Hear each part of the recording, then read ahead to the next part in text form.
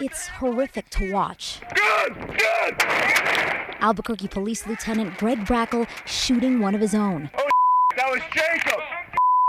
Intense moments to what should have been a routine drug bust. Watch just minutes earlier. That's when Brackle moves in. He speeds through this McDonald's parking lot, gets out, Hands up! Hands up! approaches the vehicle when all of a sudden, Gun! Brackle fires several times before retreating behind a nearby vehicle. It takes him a few seconds to realize what he's done. Oh, that was Jacob!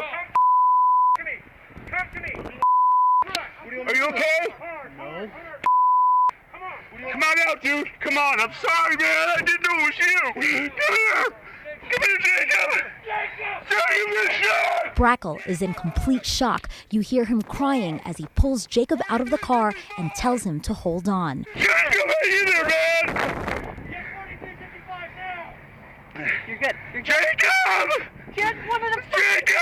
Investigators say Brackle never attended the briefing for this operation. Grant was shot 8 times, bullets hitting most of his vital organs. Several surgeries later, and he is still recovering from his injuries. Jacob, man, hang in there, bro! I thought you were a bad guy! Well, let's start with Detective Grant. He survived. He was critically injured. He has had multiple surgeries. He is still physically recovering at home. Now, he sued the city following this incident. This all happened back in January of 2015, but we just are getting this video, which is why it's making news today. And just this week, there was a settlement reached in that civil suit, $6.5 million awarded to Detective Grant. The city also agreeing to pay all of his medical bills for the rest of his life.